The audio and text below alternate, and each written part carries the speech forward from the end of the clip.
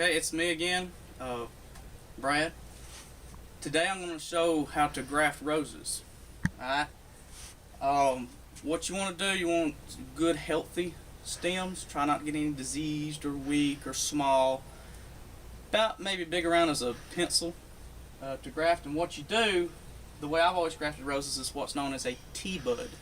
So it's not like you're grafting the end of a stem. I'm actually grafting just under the bark. Alright? What I have done a few years ago is grafted this rose right here. I don't know exactly what variety it is, but you can see the difference in the bark. This is the type of rose it's grafted to. That's the grafted rose, and right here you can see where I've grafted it to it. See there? This is called the bud union. It'll swell up, and over here, up here at the top, you can see what the rose looks like. This time of year, this is July in Alabama. The roses are, you can kind of tell, they're kind of under a little bit of heat stress. I've got a little behind on my spraying, so they gotten a little bit of black spot, especially with our humidity here. It promotes fungus diseases. If you're wondering what this aluminum foil is, that's my attempt to do what's air layering, and I might make another video of that later. But they didn't do as well for me. But anyway, what I'm going to show you how to do is T-bud roses. What I've already done is I've collected some stems from up there of that rose, and this is one here. This is an example. A long stem like that right there. This is what's known as the bud eye. That's what will grow into a new stem. Now a leaf would come from right here, but they've already been picked off. Now try to remove any thorns, or technically those are called prickles. Pick them off, and I cut it into a little section about yay long, like that. Alright, so something like that to work with. If it's a little too long, I'm going to always cut off more. And so actually I probably will just a little bit more. To about like that. Now what I use is a razor blade, box cutter, whatever you call it. Make sure it's a good, fairly decently clean blade, very sharp, as sharp as you can get it. But you have to be very careful that you don't, cut yourself, so be cautious. Sometimes when you're cutting through the wood, it don't want to cut, and then it'll slide through and you'll slice your thumb, finger, whatever open. So be careful. What I do, this is the bottom of the stem, this is toward the top, the bud eye points up, and I go about a half an inch below that and cut through, and I want to go just to the middle part of the stem, and it looks sort of spongy, and I'll show you here in just a second. I want to just barely scrape that. Cut up from the bottom. And if you do this several times, you'll kind of know about how deep to go. Alright, as you can see, the spongy material, that's the middle of the stem. I don't need that much, I need just a little bit. So try not to touch inside here if you can. I tend to have better luck with it if I don't. Go through. It's real easy.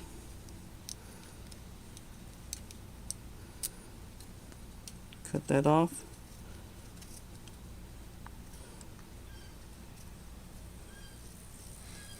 Now, the more you practice with this, the better you'll get. Me, I tried several times before I got my first graft to actually work, or they call it to take. Alright? If I could go a little bit deeper, that'd be better. Like I say, you just barely want that middle part.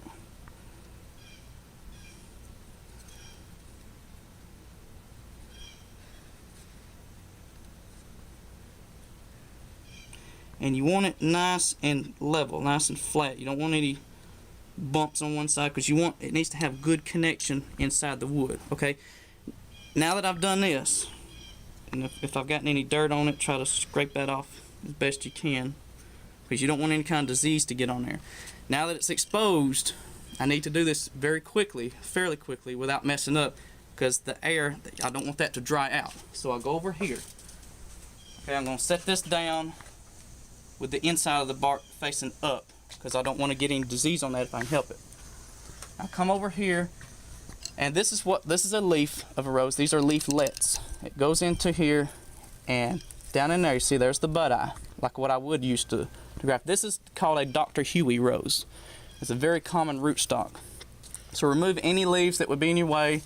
I've already removed the prickles. To remove a prickle, you can just push to one side like that. Try not to split the bark if you can help it. Generally, it's not a good idea to remove those because it makes an open wound for disease, but generally I do if they're just right in my way because I don't want to get cut. And as far as the anatomy of the stem is concerned, this is a node, and this is a node. This is called an internode. Space in between. You want to put the graft on in an internode. Alright? And the best time to do this is this time of year, at least in Alabama, like when it's very hot. It's July and August. The bark will peel back very easily and it'll be nice and smooth underneath. If it's very rough, it's probably not going to work. Alright? And another good thing to do would be to water the rose bush real good the night before. And you could probably do this in the morning, might be a little bit better than this time of the day. Right now it's probably about 12:30 in the afternoon. Probably be okay. But what I do is I make a capital T cut. Take my box blade, cut through there, go down about an inch, cut right there. And then I take it, if it's very sharp, you can just take and just at the top of the cut and press into it and just kind of roll it just a little bit, about that length. And then I take my box blade, put in there, and gently pull that back. Alright. Now, if you look inside here, I don't know if you can see it very well or not, it's nice and smooth in there. That's what you're looking for. Alright.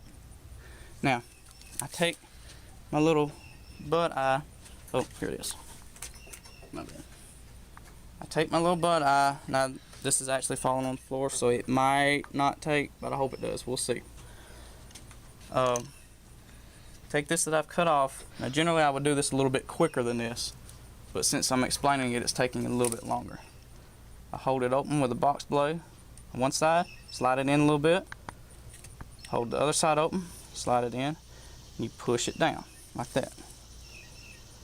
Push it all the way down to where it gets to the bottom. Push a little bit further, and then see how it starts to split open on its own?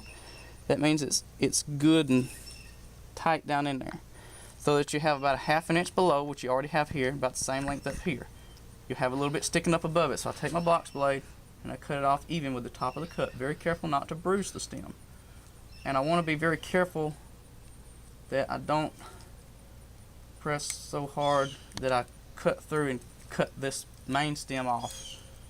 If you look, see it's nice and level right there. Now normally what I use is electrician's tape, but I currently don't have any. So just any kind of good sticky tape.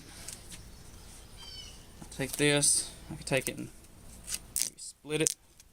Try not to let it fold in on itself because it'll stick real bad. Take one of these and just set it aside. Take this here.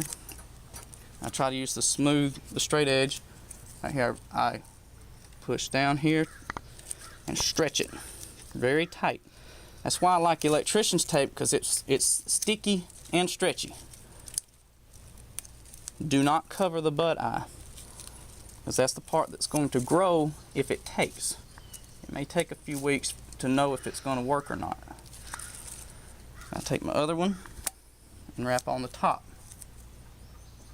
Being very careful not to cover the bud eye. Stick it and stretch good and tight like that.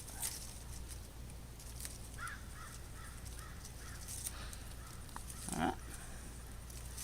And that's really all there is to it. Like I say, you may not get it on your first try, but keep practicing, and when you finally do get it to work, it's very, very exciting. At least it was for me.